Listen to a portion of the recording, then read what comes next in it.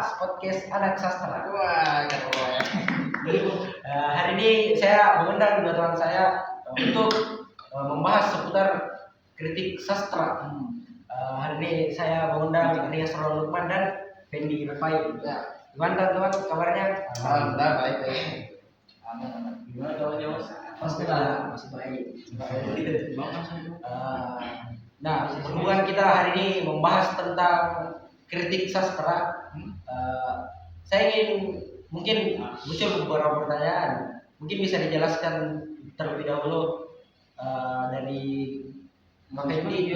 Apa sih kritik sastra itu secara etimologi atau secara bahasa? Iya, menarik bahwa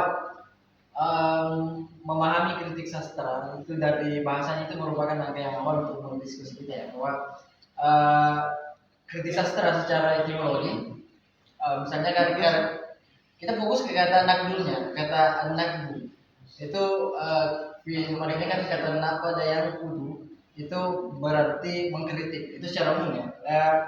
Misalnya kalau kita buka kamus, kata nakoda yang kudu itu masih mananya masih seporos dengan kata mayaza yumayizu atau azhara yuzhiru.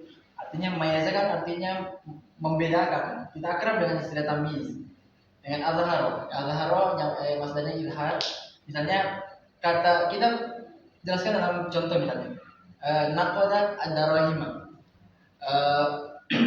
Dengan kata lain kita bisa pahami, kita katakan bahwa mayaza ad-darahima atau mayazaha. Artinya kita membedakan, seseorang membedakan uang dirham.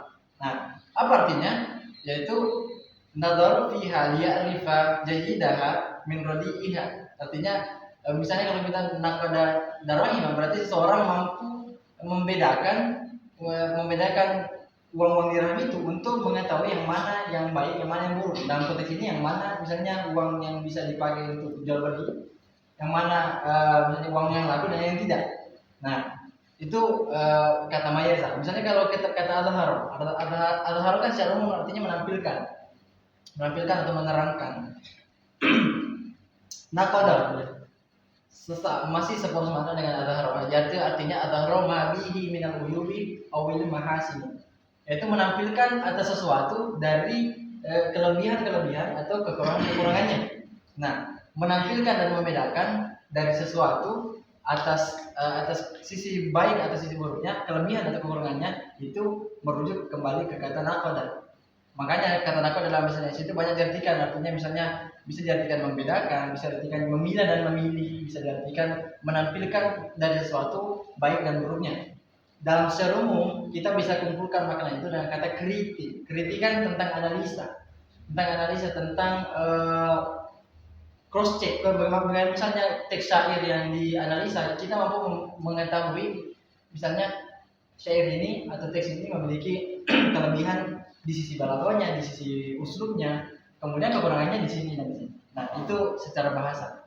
Artinya kita mampu membedakan yang baik dan buruknya, kelebihan dan kekurangannya. Jadi secara bahasa sendiri nakdul adab itu berarti sama seperti kita mengatakan membedakan atau mengkritik daripada sastra itu, yang menganalisa dari sastra itu. Nah, mungkin bisa juga kita dengarkan dari Saudara Rias, apa sih kritik sastra itu secara terminologi? Ya, baik, sangat bagus. Bahwa kalau kita mendengar sebuah istilah nakdul adab, sebenarnya itu adalah ilmu yang bagaimana ilmu itu membahas tentang kritik sastra. Tapi di beberapa kalangan bahwa mereka berpendapat kalau kritik sastra itu seolah-olah semata-mata mencari sebuah kesalahan dari sebuah isi sastra. Sebuah karya. Iya, atau sebuah karya yang dibuat seorang pengarang. Tapi justru di sini nakdul adab bertujuan untuk bagaimana memahami dan menilai sebuah karya sastra ini secara objektif. Baik dalam pada isi, gaya bahasa, gaya penulisannya, sampai bagaimana pesan yang ingin disampaikan dalam sebuah karya ini kepada pembaca, begitu. Itu kita bisa ketahui dari kritiknya. Ya, dari kritiknya itu sendiri. Nah, dari penjelasan secara terminologi itu pastinya ada mungkin beberapa pertanyaan dari beberapa orang seperti seperti apa sih contoh-contoh daripada kritik sastra itu? Sangat bagus karena pasti penonton juga kayak masih bingung dengan penjelasan dan tentunya harus dibarengi contoh atau diberikan contoh. Dan contohnya itu misalnya kita baca sebuah puisi terus ada yang bilang bahwa wah puisi ini sangat bagus. Itu bagi orang yang belum mengetahui bagaimana tentang mengkritik sastra. Beda dengan dalam Nahdlatul Adab itu tidak seperti tidak berarti seperti melihat langsung sesuai hati atau sesuai hati pembaca kalau itu bagus atau tidak. Tapi apakah pemilihan kata, bagaimana kita melihat apakah pemilihan kata dalam sebuah karya ini sudah menarik atau pasangannya sampai pesannya sampai ke pembaca, atau bagaimana sebuah karya ini bisa membawa pembaca ini mengikuti alur sampai ada rasa emosionalnya. Nah, kalau mungkin boleh saya tambahkan ya, tentang contoh itu, misalnya pemilihan diksi itu penting dalam membuat sebuah karya sastra. Kita ambil contoh sederhana syair, misalnya kalau dalam bahasa Indonesia kan orang misalnya kalau membuat satu puisi syair, kata seperti itu kan jarang digunakan. Orang biasa menggunakan kata laksana atau bak.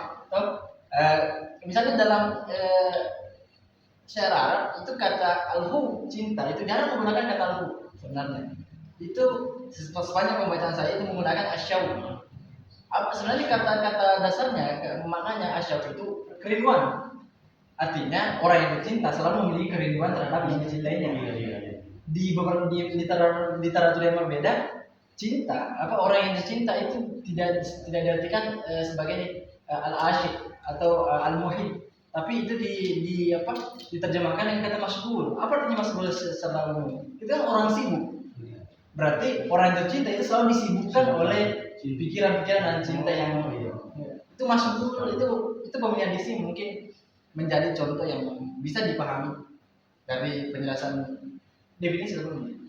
Jadi secara etimologi maupun terminologi kegunaan sastra itu, kritik sastra itu untuk menganalisis tentang keindahan bahasanya dan semua uslub-uslubnya. Berarti di penjelasan Nahdlatul Adab ini atau kritik sastra ini pastinya kita menyinggung soal periodisasinya atau perkembangan daripada kritik sastra itu sendiri, masa perkembangan. Mungkin bisa dijelaskan dari saudara Reyes. Ya baik. Perkembangan. Kalau berbicara tentang periodisasi, kita juga paham bahwa semua kayaknya ilmu itu semua disiplin ilmu memiliki periodisasi. Nah, dalam Nahdlatul Adab ini itu memiliki 5 masa periodisasi. Yang pertama itu pada masa kuliah. Nah, pada masa ini kritik kritik sastra bersifat lisan dan spontan, dan dia itu berfokus di pasar tugas. Nah, di sini kritik sastra itu menilai sastra pada kefasihan dan keindahan dalam syair yang disampaikan. Asalnya itu pada masa Sadrul Islam. Pada masa Sadrul Islam ini kritik sastra itu sangat dipengaruhi oleh nilai keislaman. Contohnya Al-Quran dan hadis itu menjadi standar bahasa dan aspek moral pada masa itu. Nah, bergeser pada masa Abbasiyah. Pada masa Abbasiyah ini kritik berkembang menjadi disiplin ilmiah dengan teori, contohnya dengan teori balaghah, fasahah dan badi. Tentunya pada masa pasca Abbasiyah. Nah, pada masa pasca Abbasiyah ini kritik sastra itu sangat perkembangannya sudah sangat lemah atau drop, bisa disebut dengan drop, gitu. Kenapa? Tetapi pada masa itu mereka tetap memiliki atau menjaga warisan kritik melalui syarat dan muhtasyar, begitu. Tentunya pada masa modern ini kritik sastra itu dipengaruhi atau diperkaya oleh teori-teori barat seperti strukturalisme, semiotika dan kritik sosial seperti itu. Jadi di 5 periode ini metode kritik sastra itu selalu berkembang. Iya. Seperti tadi di masa jahiliyah sampai di masa modern. Dan yang mengalami kemunduran itu di masa, bukan kemunduran sih, lebih tepatnya kalau dibilang stagnan atau lambat ada perkembangannya. Nah, di antara 5 periode ini pastinya ada beberapa tokoh-tokoh yang paling berperan penting dalam dalam membangun kritik sastra ini sendiri.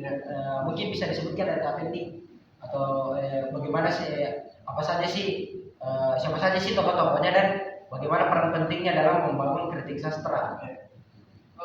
Ini ya, kalau tokoh dan perkembangan tentu beririsan. Artinya sesuatu yang berkembang pasti ada yang orang yang mengembangkannya. Nah itu yang disebut tokoh. Tokoh di setiap masa, di kelima masa yang telah disebutkan tadi, dari Asrul Jahiliyah hingga Asrul Hadis, itu memunculkan setiap tokoh-tokoh yang memiliki karakter sendiri dan kontribusi yang sentral dari setiap perkembangan kritik sastra itu. Misalnya kita ambil contoh di kritik masa Asrul Jahiliyah atau masa jahiliyah. Nah, di masa ini misalnya ada 2 tokoh sentral yang paling populer di buku-buku sejarah, itu An-Nabi Gog dan Bian. Kenapa dia disebut tokoh sentral? Karena dia merupakan di Pasar Kastan di sini yang merupakan pusat perkembangan syair dan pembacaan puisi-puisi syair-syair pada zaman itu. Dia menjadi hakim. Dia menjadi juri tertinggi dalam menilai suatu karya sastra, sehingga bisa kritik-kritiknya tentang sastra itu selalu menjadi menjadi masukan atau saran yang memperbaiki karya-karya yang akan diciptakan oleh penyair-penyair yang lain di masa itu. Kemudian ada Imrul Qais. Imrul Qais ini dia menjadi peletak standar kasidah klasik. Artinya kan kalau kasidah kan itu kumpulan syair-syair. Nah, dia meletakkan standar yang pasti bagaimana penulisan syair klasik pada zaman itu, pada zaman jahiliyah. Nah, makanya tokoh ini sentral pada masa itu. Nah, kemudian kita masuk di Sadrul Islam, maksudnya Islam di sudut pandang sastra Arab. Nah, misalnya kita kenal dengan Hasan bin Sabit, tokoh yang merepresentasikan fungsi syair sebagai bentuk pembelaan bentuk penyebaran Islam. Artinya syair-syairnya itu erat dengan nilai-nilai keislaman untuk membela dakwah Nabi. Kemudian ada Ka'ab bin Zubair. Ka'ab bin Zubair ini menjadi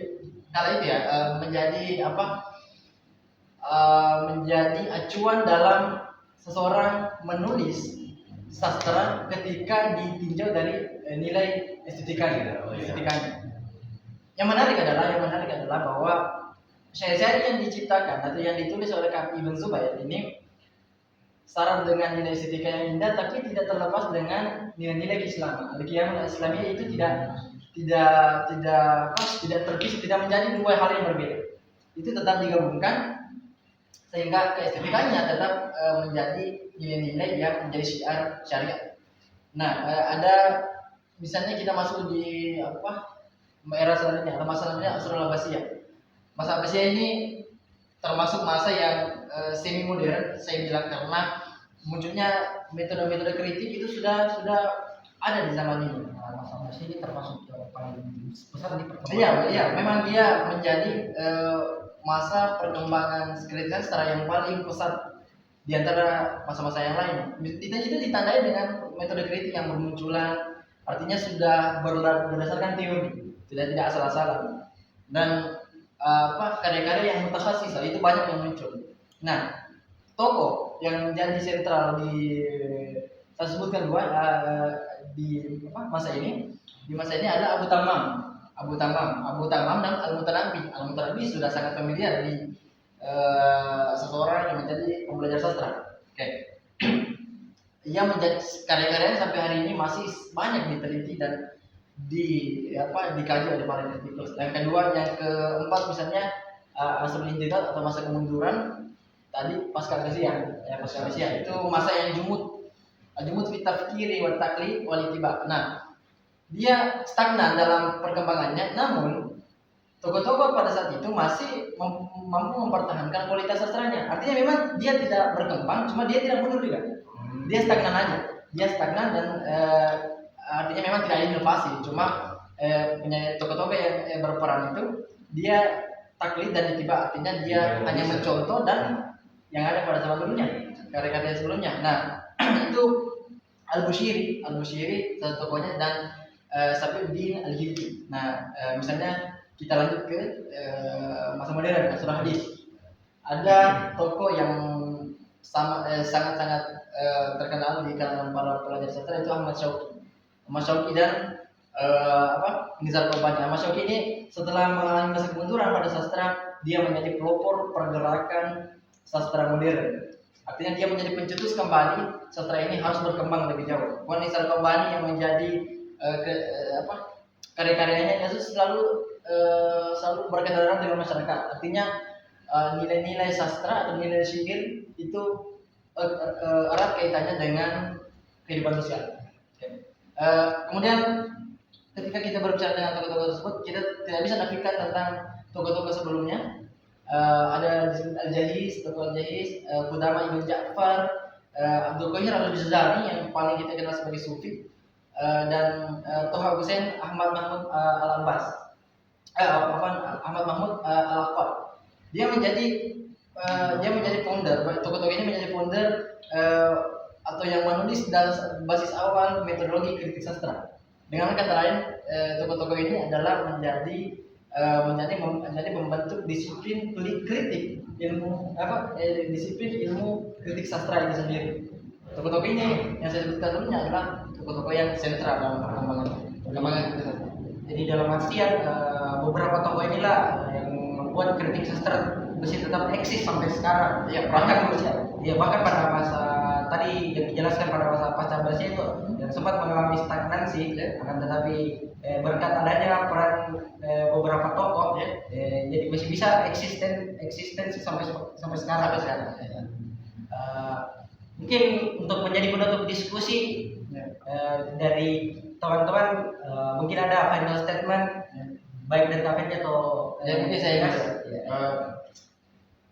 ini menjadi sebuah kesimpulan sederhana tentang diskusi kita tentang kritik sastra dan sastra itu sendiri, khususnya sastra Arab ya. Artinya dari zaman dulu kritik sastra itu selalu berkembang hingga masa sekarang. Artinya selalu ada inovasi, selalu ada tokoh yang berperan sentral, dan kita yang sebagai pelajar ini menjadi tokoh yang mampu mewariskan karya-karya yang telah diciptakan dengan ditulis dengan artinya dalam bahasa sastra tidak sembarangan. Ya, tidak sembarangan ditulis, artinya dia menulis dengan nilai-nilai keislaman, nilai-nilai masyarakat, artinya ada pesan yang ingin direpresentasikan. Nah, kita sebagai pelajar sastra zaman sekarang harusnya mampu melestarikan atau mampu mengembangkannya lebih jauh lagi. Sehingga kritik sastra itu tidak luput dari zaman. Dia tetap eksis, meskipun di era kemajuan informasi, percepatan informasi yang sangat pesat, tapi kritik sastra tetap eksis melawan informasi yang bergulir begitu cepat. Mungkin dari saudara Deus ada final statement untuk menutup diskusi hari ini. Kalau dari saya mungkin sedikit begini, kalau terkait itu kritik, kita jangan langsung ngejudge kalau kritik itu sangat sensitif. Tapi bisa kita lihat tadi bahwa dengan adanya kritik sastra atau kritik sastra itu, sebuah karya sastra itu bisa berkembang. Nah, berarti Nahdlatul Adab ini sangat berpengaruh, sangat penting dalam sebuah karya sastra, karena karya sastra itu perlu dikritik untuk bisa menjadi karya sastra yang berkualitas. Ya, betul.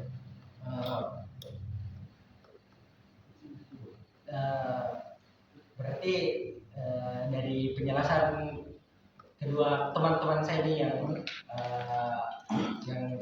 sudah menjadi narasumber atau teman diskusi lah, teman diskusi hari ini tentang kritik sastra, eh, diharapkan bisa lebih tertarik lagi untuk belajar sastra. Oh ya. Mungkin itu saja podcast hari ini. Saya Abdul Hadi Salam, Saya Fendri Bayu. Saya Resto Hotman. mengundurkan diri. Ya. Syukran. Assalamualaikum warahmatullahi wabarakatuh. Thank you.